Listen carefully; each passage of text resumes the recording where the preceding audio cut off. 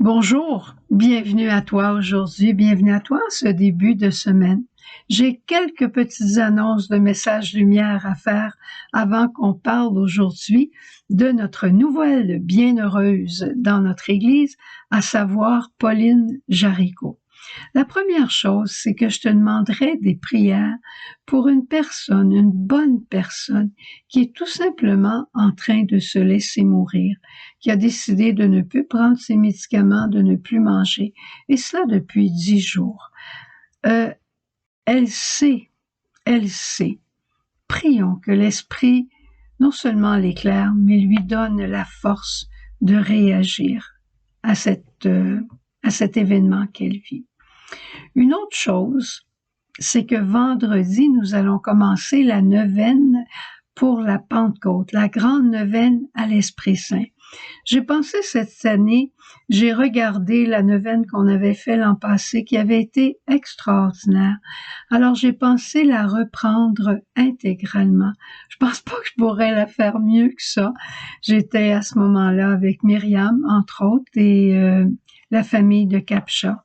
Alors, pour cette année, je vais reprendre cette neuvaine. Une autre chose aussi, je n'ai pas oublié la promesse que je vous avais faite de vous parler de la mission de suppléance. Mais, la COVID est venue frapper à la porte de la communauté et moi-même, ça fait 15 jours que je suis en lutte avec ce virus qui m'a vraiment attrapé solidement. Alors, j'ai pu vivre l'offrande, j'ai pu vivre beaucoup de suppléances, mais je n'ai pas été capable trop de mettre mes idées ensemble. Alors, ce n'est que partie remise, ça sera pas long, je vais vous revenir pour pouvoir vous en parler. Comme le Seigneur me disait, il faut prier beaucoup avant de parler, et parfois, il faut souffrir aussi. Ça fait partie d'un enfantement. Alors, j'imagine que ce que j'aurai à vous dire, ça sera merveilleux. Alors, aujourd'hui, je vous parle un peu de Pauline Jaricot. Elle a été reconnue bienheureuse dans l'Église dimanche le 22 mai. Pauline a vécu de 1799 à 1862.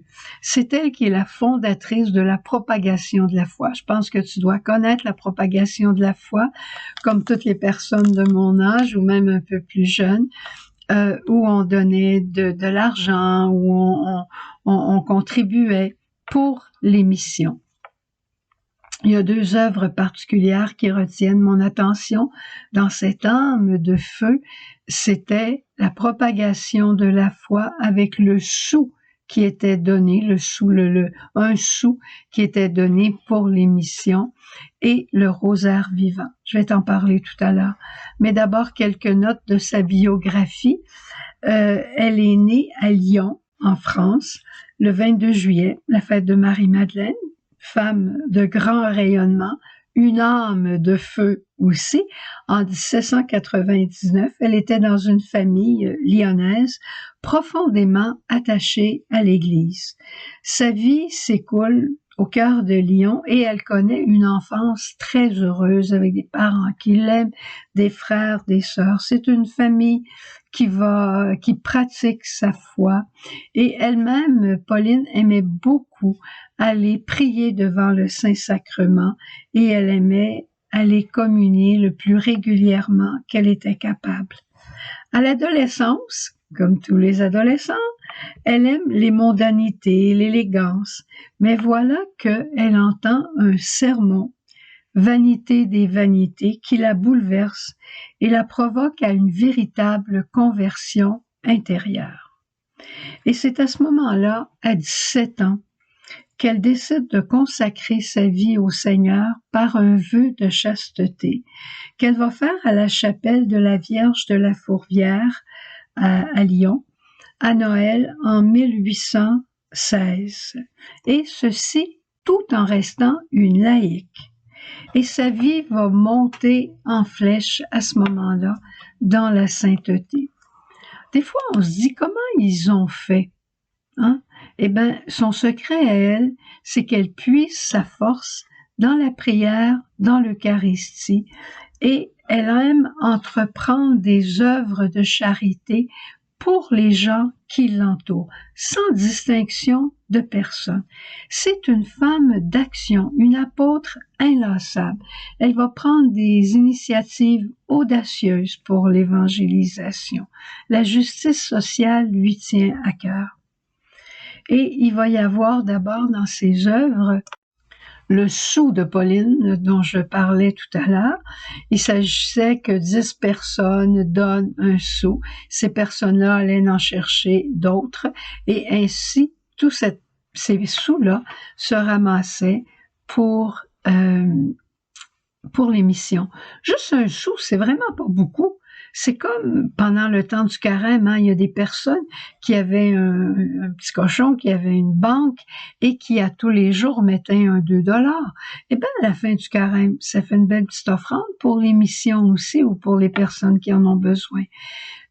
C'est pas nécessaire de faire des grandes choses. C'est pas nécessaire de donner des gros montants.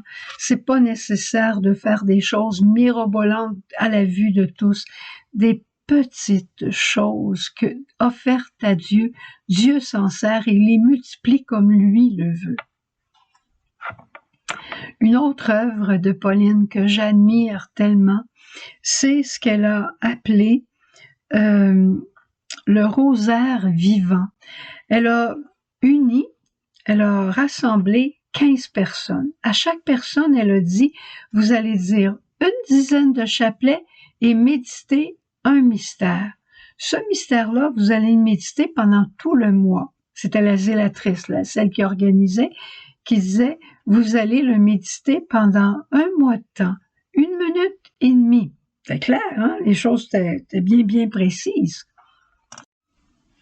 Et après, elle allait chercher 15 autres personnes et 15 autres personnes.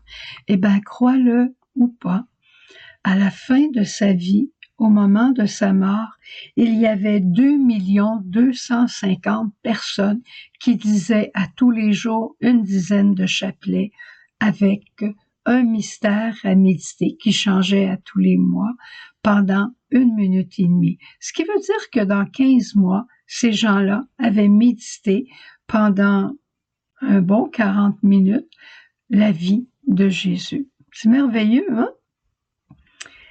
Tu pourrais faire la même chose, toi aussi. Est-ce que tu dis ton chapelet à tous les jours, ou 1 dizaine ou 2 dizaines? Parfois, on trouve ça long, dire notre chapelet tout seul. Peut-être que tu as d'autres manières de le dire. Mais si tu es seul à la maison, peut-être connais-tu une autre personne qui est seule aussi et qui serait contente de dire 1 dizaine ou 2 de chapelets avec toi.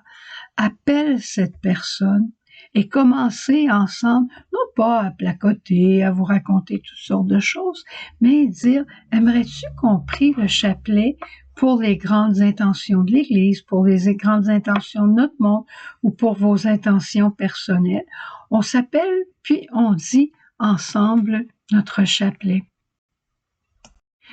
Je me souviens l'année passée, je pense, ou l'année avant, en tout cas c'est pendant le temps de la COVID, la Sainte COVID, que j'ai proposé aux gens de prier ensemble le chapelet.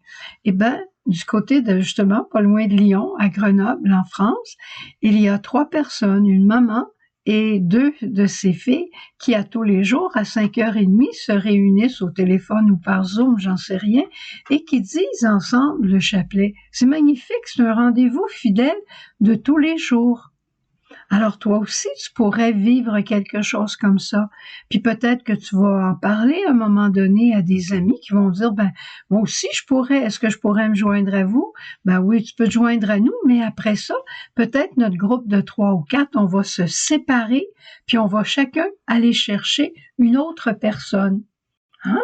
C'est comme ça que la bonne nouvelle se répand.